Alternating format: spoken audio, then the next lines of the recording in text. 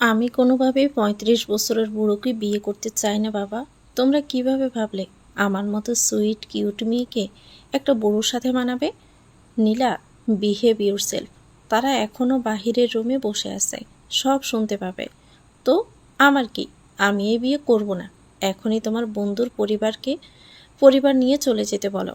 তুমি দিন দিন বড্ড বেপরোয়া হয়ে যাচ্ছ। আমি কি তোমাকে মানুষ করতে পারিনি? কি যে বলো না বাবা, আমি তো দিব্যি মানুষের মতোই দুই পায়ে তোমার সামনে দাঁড়িয়ে আছি। নীলার কথা শেষ হতেই তার বাবা রাগে কপালের রগ ফুলিয়ে তাকালেন। মেয়েটার মুখে কোনো ভয়ডর নেই, বরং ঠোঁটের কোণে দুষ্ট হাসি লেগেই গেছে। তুমি কি সব কিছুকে মজা মনে করো নীলা? দাঁতে দাঁত চেপে তিনি বললেন। নীলা কাজ জাগালো, একটু বোঝানোর ভঙ্গিতে বলল, আচ্ছা বাবা, তুমি একবার নিজেকে আমার জায়গায় বসিয়ে ভাবো তো।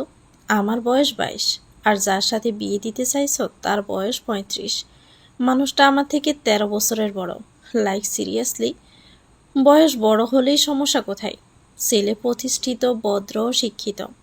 লোকটা আর একটু বড় হলে তো তুমি সরাসরি আমাকে আঙ্কেল ডাকতে বলতে। নীলা, বাবার গর্জনে পুরো ঘর কেঁপে উঠল। কিন্তু নীলা থামল না। আমি সত্যি বলছি, উনি হয়তো ভালো মানুষ, কিন্তু আমি বিয়ে করব না, অন্তত এখন তো না। এমন সময় ছোট্ট ছোট্ট পায়ে একটা বাচ্চা ছেলে নীলার রুমের সামনে চলে আসে। এতে নীলার বাবা রফিকুল ইসলাম থেমে যান। সোহান বাবা, তুমি এখানে? বিগ আঙ্কেল, আমি এই মিষ্টি পরীটার সাথে কথা বলতে এসেছি।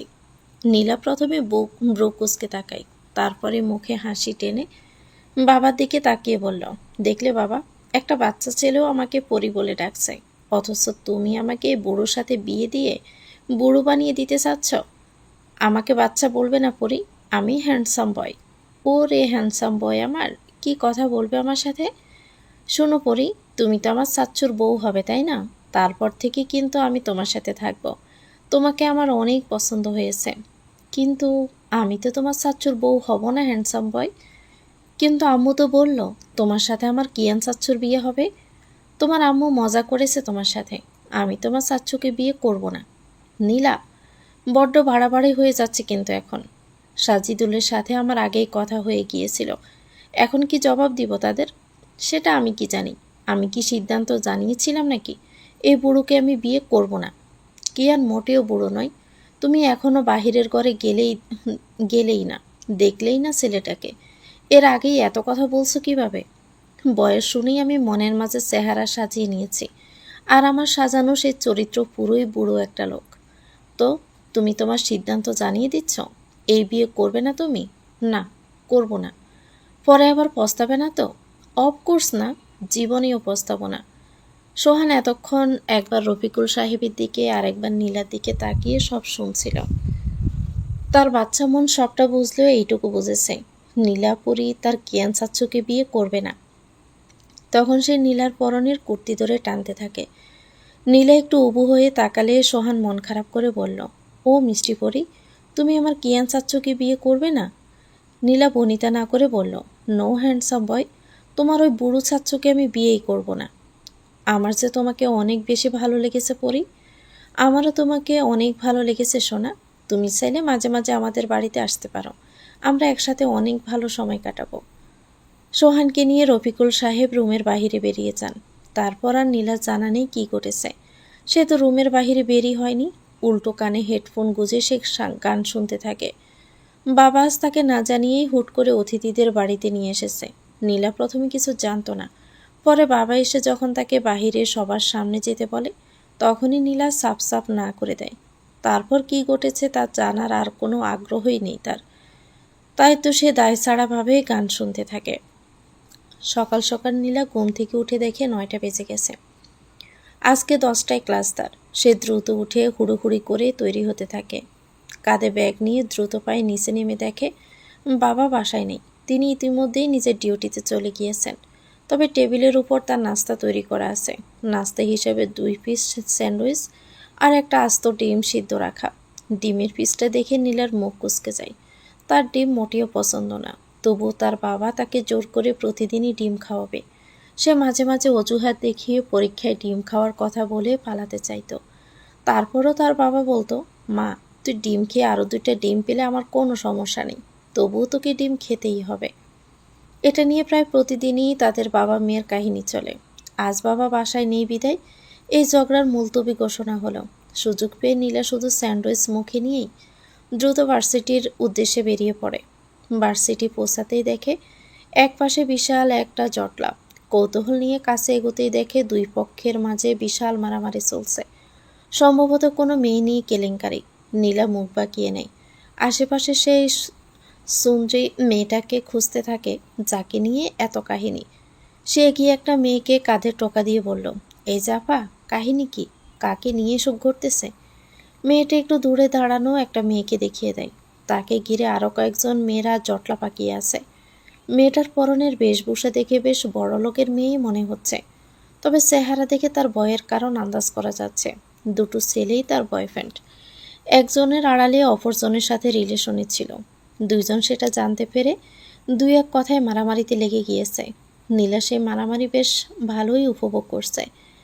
তবে এটা কোনো সিনেমার মতো ফাইটিং না। ছেলে দুটোই মারামারিতে বড্ড অপটু, ফলে একে অপরকে শুধু ডাকিয়েই যাচ্ছে। তাদের মারামারি দেখে মনে হচ্ছে চুলগুলো বড় থাকলে নির্ঘাত চুলোচুলি শুরু করে দিত। নীলার বড্ড হাসি পাচ্ছিল। হঠাৎই একজোড়া হাত তার কোমর পেঁচিয়ে ধরে। নীলা আটকে উঠে পিছনে তাকিয়ে নাবিহাকে দেখে মেরে বসে। সর বেয়াদব লুচি মেয়ে, সামনে দেখ, ফাইটিং সিন চলতেছে। দুই অবিবাহিত ছেলে সতীনের চুলোচুলি। নাবিহা এসব দেখে খিলখিলিয়ে হেসে ওঠে। এটা কিসের ফাইটিং সিন ভাই? লাঠি ছোটা তো কিছুই নেই, মজা লাগতেছে না। তারপরে সে গলা উঁচিয়ে বলে ওঠে, খেলা জমতেছে না ভাই, এই কেউ ওদের লাঠি ছোটার ব্যবস্থা করে দাও না প্লিজ। নীলাও তার কথা শুনে হাসছিল। নাবিহার কথায় আশেপাশের কয়েকজনও হেসে ওঠে। এমন সময় হঠাৎই একটা ঘটনায় চারপাশের পরিস্থিতি অস্বাভাবিকভাবে শান্ত হয়ে যায়।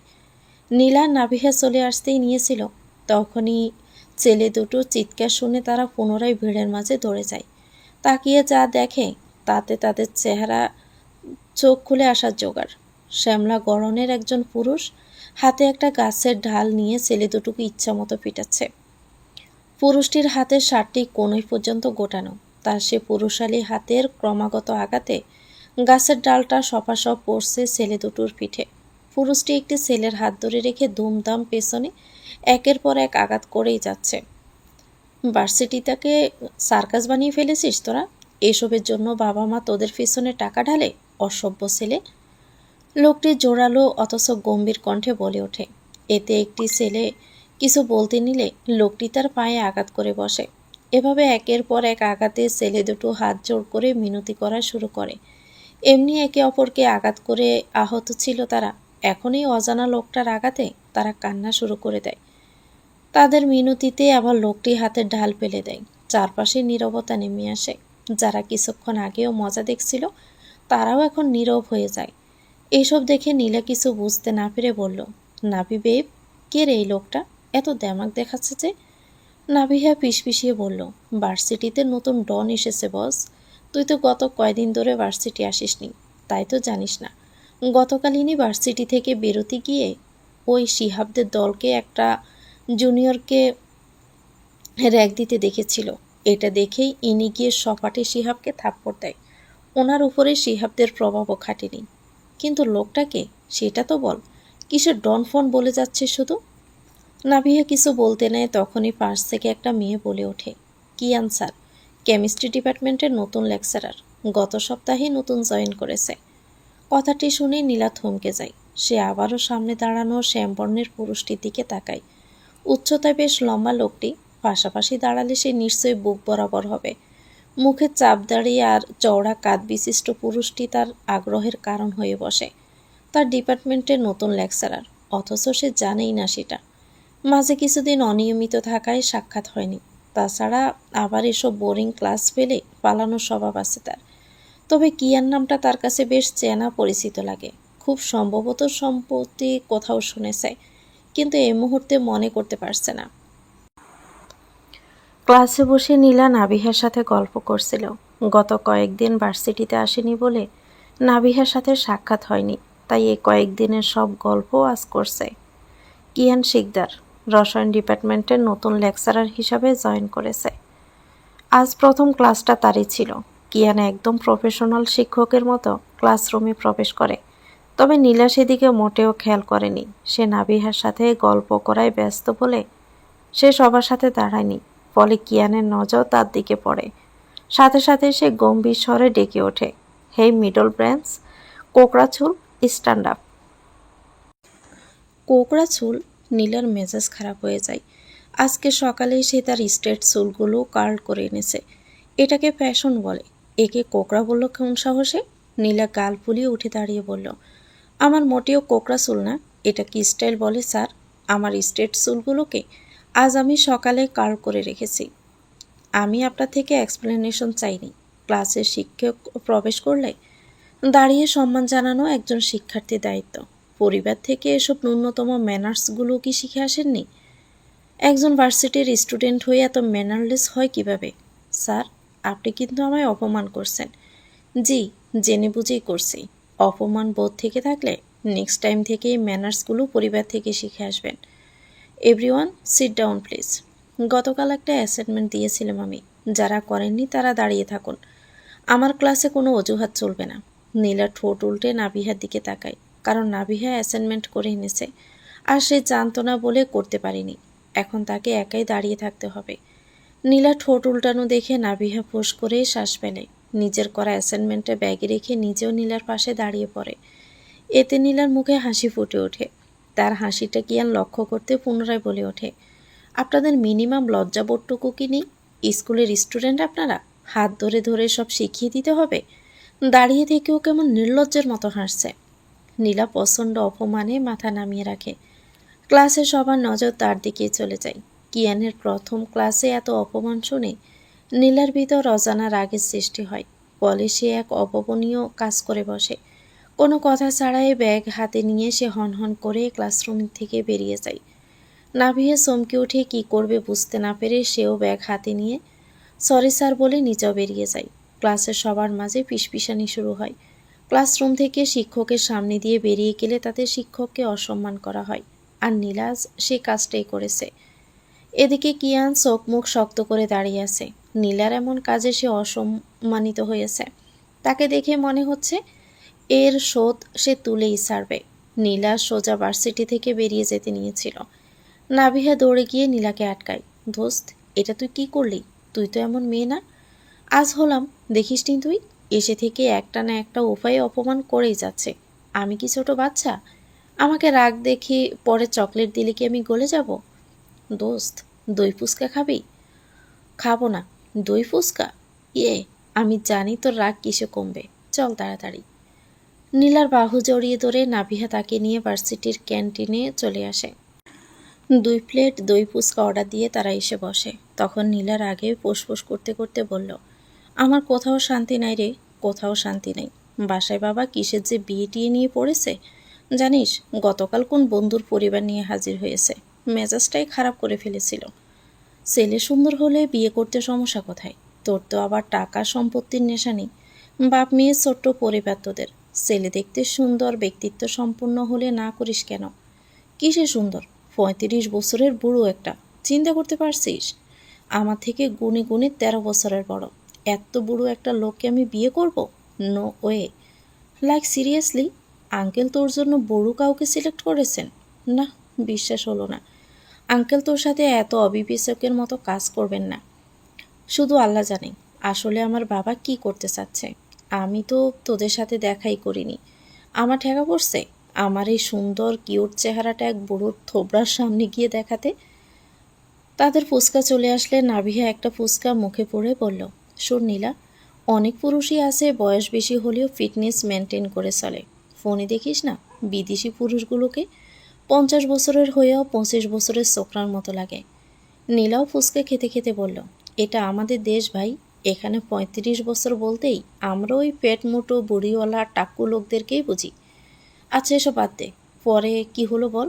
ও হ্যাঁ, একটা কিউট বাবু এসেছিল সাথে। ও সোজা আমার রুমে এসে আমাকে পরি পরি বলে কি যে কথা। পাকনা ছেলে একটা। বলে আমাকে তার পছন্দ হয়েছে। তার কিয়ান চাচ্চুর সাথে বিয়ে হলে পরে নাকি সে আমার সাথেই থাকবে। বুঝলি তো, আজকালকার ছেলে পেলে মায়ের পেট থেকে পাকনা হয়ে বেরিয়ে আসে। নীলা হাসতে হাসতে আরেকটা ফুচকা মুখে পুরে নেয়। তার আয়েশ করে খাওয়া দেখে বোঝা যাচ্ছে সেই ফুচকা নামক খাবারটাকে কতটা মনে প্রাণে ভালোবাসে। নাবিহা হঠাৎ বলে ওঠে, কি যেন নামটা বললি? কিউট বাচ্চাটা কার নাম বলল? কিয়ান চাচ্চু বলেছে। কিয়ান? দোস্ত, আমাদের কেমিস্ট্রির নিউ লেকচারারও তো কিয়ান স্যার। ফুচকা মুখে নীলা ফ্রিজ হয়ে যায়। মনে পড়ে যায় এজন্যই তখন এই নামটা তার খুব চেনা চেনা লাগছিল। কিয়ান কিয়ান কিয়ান। শুনেছি আমাদের কিয়ান স্যার সম্প্রতি বিদেশ থেকে ফিরেছেন। কোন দেশে ছিলেন জানা নেই, তবে দেশে ফিরেই আমাদের ভার্সিটিতে জয়েন করেছেন। স্যারের বয়স কত হতে পারে রে?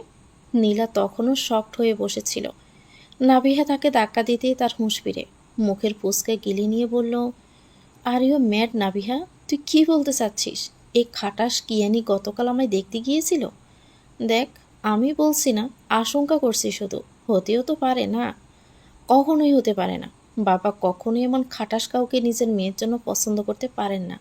তিনি তো জানেন তার মেয়ে কতটা প্যাম্পার পেতে পছন্দ করে। হাইপার হচ্ছিস কেন? কিয়ান নাম কি একজন লোকেরই আছে নাকি? আরও কত কিয়ান আছে চারপাশে। তোর ভাষ্যমতে লোকটা তোকে দেখতে আসে, লোকটা সে কিয়ান পেট মোটা বুড়ো লোকই হবে। তাই হবে, তাও এই খাটাসের থেকে সে পেট মোটা বুড়োই হাজার গুণে ভালো। কথা বলতে বলতে নীলা টিস্যু দিয়ে হাত মুছে এঁটো টিস্যুটা অন্যদিকে ছুড়ে দেয়। সে কথা বলায় ব্যস্ত থাকায় আশেপাশে খেয়াল করেনি। তবে হুট করে নিজের সিট থেকে নাবিয়াকে দাঁড়িয়ে পড়তে দেখে নীলা অবাক হয়। কিরে, দাঁড়িয়ে গেলি কেন? কি হলো? নীলা, পেছনে দেখ। পেছনে কি আছে? নীলা পেছনে তাকাতে সে নিজেও একটু থমকে যায়। তার ছড়া টিস্যুটা গিয়ে একটা মেয়ের মুখের উপরে পড়েছে। নীলা অপর একটি পরিষ্কার টিস্যু হাতে নিয়ে এগিয়ে গিয়ে বলল, রিমলি আপু, মাই মিস্টেক। আমি দেখে চড়িনি। How dare you? তোমার সাহস হয় কিভাবে আমার ওপর এঁটো টিস্যু ছড়ার? বললাম তো মিস্টেক আপু, আমি মোটেও দেখিনি। আচমকা একটা ঘটনায় সবাই মুখে হাত দিয়ে বসে আছে। ক্যান্টিনে থাকা সবাই উঠে দাঁড়িয়ে পড়েছে। ক্যান্টিনের বাহিরেও কতিপয় শিক্ষার্থীর ভিড় জমেছে। নীলার মুখমণ্ডল জুড়ে পানি সিকসিক করছে। সামনে থাকা কিছু চুল বেয়ে পানি গড়িয়ে পড়ছে। নীলা চোখ বন্ধ করে দাঁড়িয়ে আছে। মিস্টেক? আমার সামনে মিস্টেক দেখাচ্ছ? তোমাদের মতো মেয়েকে আমি চিনি না, ছোট লোক কোথাকার। নাবিহা দৌড়ে এসে একা টিস্যু দিয়ে নীলার মুখ মুছে দিতে যায়। তবে নীলা তাকে আটকে দেয়। মুখ তার অস্বাভাবিক রকমের থমথমে হয়ে আছে। নাবিহা তো ভয় পাচ্ছে তাকে এভাবে দেখে। নীলা রিমলির দিকে কিছুক্ষণ তাকায়। তারপর নাবিহার ভয়কে সত্যি করে দিয়ে পাশ থেকে আরেক গ্লাস পানি নিয়ে সোজা রিমলির মুখে ছড়ে মারে। এতে ক্যান্টিনের সবাই আরেক ধাপে শক খায়। নীলা কেন কোনো কিছুর পরোয়া না করে বলল, নাও ইট ওয়াজ ইন্টেনশনালি মিস রিমলি। কথায় আছে না, টিট ফর ট্যাট। আমি ভালোভাবেই তো ক্ষমা চাচ্ছিলাম। আপনি নিজেই দুর্ব্যবহার শুরু করেছেন, তাই আমাকে এই পদক্ষেপটা নিতেই হলো। রিমলির সাথে থাকা আরেকটি মেয়ে কিছু বলতে নিলে নাবিহা তাকে আটকে দিয়ে বলল, ইউ শাট আপ। কথা আপনার সো কল্ড নেত্রীর সাথে হচ্ছে, আপনি তো মুখ বন্ধ রাখুন। রিমলি আবার রাগে পেটে পড়ে। কে রে তুই? তুই চিনিস আমি কে? ছাত্র দলের নেত্রী আমি। আমার সাথে এমন ব্যবহার করার সাহস হয় কীভাবে তোর? তুই তো কারে বন্ধ করুন। আপনি কে সেটা আমার দেখার বিষয় না। আমার সামনে আপনি স্রেফ একজন মেয়ে, ব্যতীত আর কিছুই না। আমাকে আপনি ফানি মেরেছেন, আমিও মেরেছি, ব্যাস কাহিনী এখানে শেষ। তোকে তো আমি দেখে নিব, এখনই দেখে নেন না। বাই দ্য ওয়ে, আমার মতো সুইট মেয়ে আপনি আশেপাশে খুব কমই পাবেন। নিজের বড়াই করছিস? নিজেকে খুব সুন্দরী মনে করিস? হ্যাঁ করি তো, অন্তত আপনাদের মতো কুৎসিত মন নিয়ে ঘুরি না। নেত্রী বলেন না নিজেকে? এতদিন কি সাহায্য করেছেন কাকে? একে ওকে ধরে জার্ক দেওয়া, হলে উঠতে হলে বাড়তি ইনকাম, এসব আপনাদের মতো নেত্রীদের কাজ। যারা একটু গরিব থাকে তাদের সেমিস্টার ফি নিয়ে একটু সাহায্য চাইলে উল্টো নিজেরা তাদের নিয়ে নিজেদের কাজ করিয়ে নেন। সাহায্যের বদলে তো নিজেরাই সাহায্য চেয়ে বসে।